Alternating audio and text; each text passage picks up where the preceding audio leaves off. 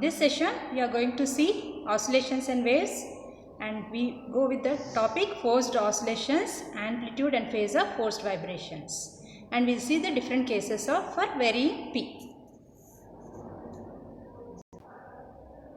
Now we go with forced oscillations or vibrations. Now what are forced oscillations? Forced oscillations or vibrations are nothing but a steady state of sustained vibrations of a body vibrating in a resistive medium under the action of external periodic force which acts independently of restoring force. Now what exactly is the forced oscillations? Now it is a state of sustained vibrations, means for example as your watch or a wall clock which is operated based on the battery. Now what we are giving to make the clock work, we are giving a battery as an external force. As long as the battery external force is working, the stop clock keeps on moving. That means the external force is making the stop clock to move. This is nothing but a forced vibrations or oscillations. That is, for a pendulum clock, if you can see a wall clock with a pendulum. Now, as long as the external battery is nothing but external force is applied, the pendulum keeps on moving. The moment the battery goes down, it stops working. That means as long as external force is applied, the wall clock is working and the pendulum keeps on oscillation. So, this is called as a forced oscillations. That means as long as external force is working, external force is acting, the oscillations keeps on going on in spite of a restoring forces. Examples: motion of a hammer in a calling bell. Even the calling bell, as long as you press the calling bell, that means force is being applied, the bell keeps ringing. The moment you remove the force on the calling bell, remove the hand on the calling bell, it stops working. The sound will not be coming. So this is the best example of a forced oscillations. Now we see the theory of forced oscillations. Consider a body of mass m executing vibrations acted upon by an external periodic force F is equal to sine of Pt. External periodic force F is equal to F sine Pt, where P is the angular frequency of external force and X is displacement of the body at any instant of time t. Now we have seen in the previous damped oscillations that damping force is nothing but minus R into dx by dt, where R is a damping constant, and the restoring force is equal to minus kx, where k is nothing but a force constant. So both the damping constant and the restoring force, damping force and restoring force acts on a body. So the net resultant force on a body of all the three forces, there are three types of forces here: damping force, restoring force, and also the external periodic force. So the net force is the sum of all the damping force, restoring force and the external periodic force. So if you add all the three, you are getting minus R into dx by dt minus kx plus sine of pt. Here minus is taken into consideration for damping and restoring force because it tries to oppose the motion. So minus has been considered. From Newton's second law, we know that F is equal to ma. So from all this equation, F is equal to ma is nothing but m into d square x by dt square is equal to minus R into dx by dt minus kx plus sine of pt. So rearranging these terms, you can see here m into d square x by dt square is equal to minus R into dx by dt minus kx plus f sine pt.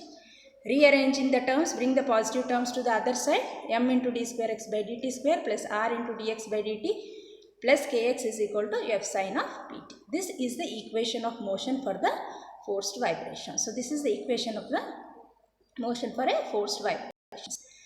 Now dividing throughout by m for this equation, you are getting d square dt square plus R by m into dx by dt plus k by m into x is equal to f by m into sine of pt. This is the equation 3. Now we will solve this equation to get the solution for this. Let R by m be is equal to 2b, and we also know that omega square is equal to k by m. Substituting these values into this equation, the equation 3 becomes d square x by dt square plus 2b into dx by dt plus omega square x is equal to f by m into sine of pt, which is nothing but equation 4. The above equation has a solution of x is equal to a sine of pt minus alpha. So this is the quadratic equation which we are getting here, and we are going to solve this equation and we will see the solution for it. Now let us assume that the solution for the above equation is nothing but x is equal to a sine of pt minus alpha. Now equation 5, this is nothing but a equation for a simple harmonic motion, which is repetitive motion, as sine function is a harmonic function, where A is the amplitude and alpha is the phase of a vibrating body. Now since we have assumed that x is equal to a is a solution for the equation, so differentiating twice, you get dx by dt is equal to ap into cos of pt minus alpha, and d square x by dt square is equal to minus ap square into sine of pt minus alpha. So you are getting 6 and 7. So from 5, 6 and 7, substitute 5, 6 and 7 in the equation 4, you will be getting this value. Just substitute x value as a sin pt minus alpha, and dx by dt is equal to ap into cos of pt minus alpha. And similarly the equation 7, if you substitute, this is the equation which we are getting for the as an equation 8. Now RHS can be written as, what is RHS? Here RHS can be written as f by m into sine of pt minus alpha. This part RHS of this equation can be written as, without changing the value, sine of pt minus alpha plus alpha. If you remove this alpha and this alpha gets cancelled, and this value is the same as this. So in order to get sine of alpha a plus b, we are taking in this form.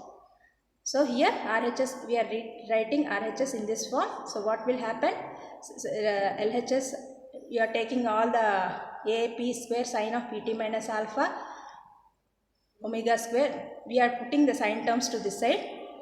Omega square is equal to a omega square is sine of pt minus alpha, and this term we are writing as it is here, and we are rearranging the equation RHS of equation 8 in the form of sine of a plus b. F by m sine of sine a cos b plus cos a sine b. This is what we have written here.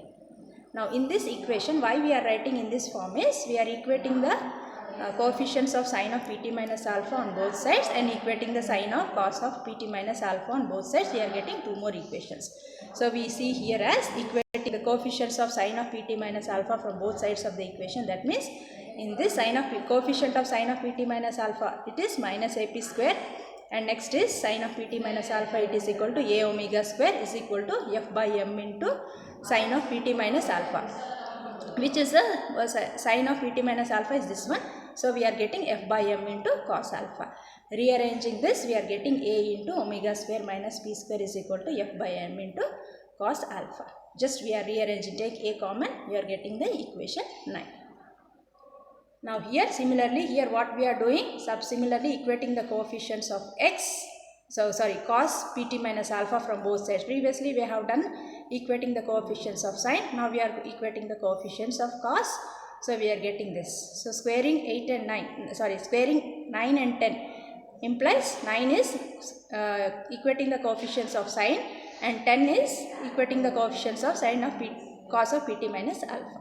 So squaring and adding both the equations, you are getting a into omega square minus p square whole square plus 2b ap whole square plus f by m into cos square plus sine square. We know that cos square theta plus sine square theta is equal to 1. So this RHS is being replaced by f by m into whole square. So a square into omega square minus p square whole square plus 4b square p square. We are taking a common here and we are writing in this way. It is a square minus b square plus 2abp, thus we have written in this way. So rearranging the terms, you are getting the equation for amplitude of the force vibrations as a is equal to f by m into root of 4b square p square plus omega square minus p square whole square. So this is the equation represents the amplitude of force vibrations. This is very important. This amplitude equation 11 is very important in discussing the cases. So this is the expression for the amplitude for the forced vibrations. Now we see the phase of a forced vibrations. Here we know that from equation, equating the coefficients of sine and equating the coefficients of cos functions, here we are getting 9 and 10. If we divide equation 9 by 10, we are getting tan, because here it is 10 by 9. So sine by cos is nothing but tan. So tan alpha is equal to 2b ap into a square into omega square minus b square into 2bp by, you can see here, this is what is happening here. A gets cancelled, here a and a square gets cancelled. So you will be getting this equation as 2bp into a square minus b square. So phase of a vibration is nothing but alpha is equal to tan of, from here you take the tan inverse of alpha is equal to tan inverse of 2bp into omega square minus p square. Now dependence of amplitude and phase of a frequency on the applied force. As P is varied, we have three cases. As said, I told you amplitude A is taken into consideration. Here we have taken the amplitude A. Here this equation 11, where A is equal to F by M into 4B square P square plus omega square minus P square whole square. This is the equation which we are looking into it for the three cases here. When P is less than omega, when P is less than omega, P square is very much less. So omega square can be neglected. Omega square minus P square is taken as omega square and 2BP is equal to 0. From equation 11, amplitude A is equal to F by M by omega square. Here we have taken 2BP goes to 0. 2BP goes to 0 as P square is very much less. P square is very much less. So we are neglecting.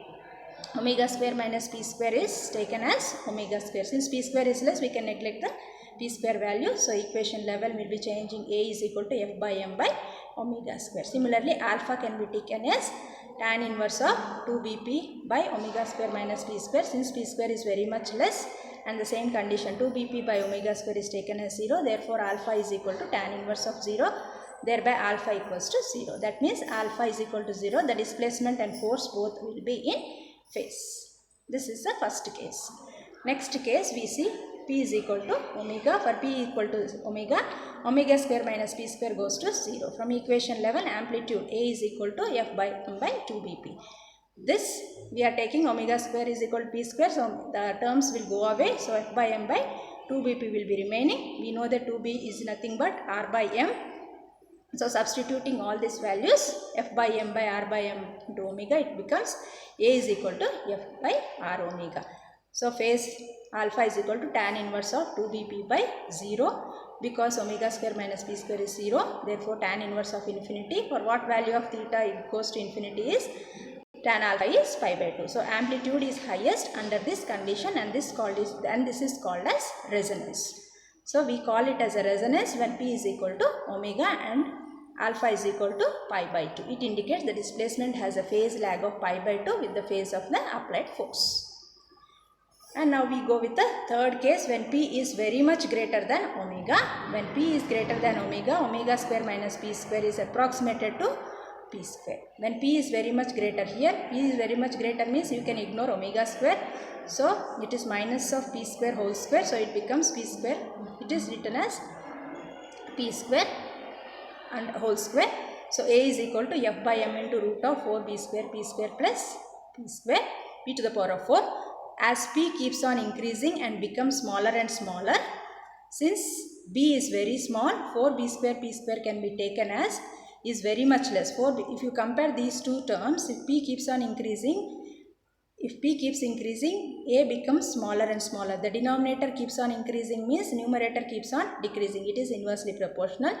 So 4B square P square is taken as is very much less than P to the power of 4. So amplitude becomes F by M by P square, and alpha is taken as tan inverse of 2BP by omega square minus P square. Therefore tan inverse of minus 2B by P. Here B is very small, so minus 2B by P is approximated to 0, and therefore alpha is equal to tan inverse of minus 0.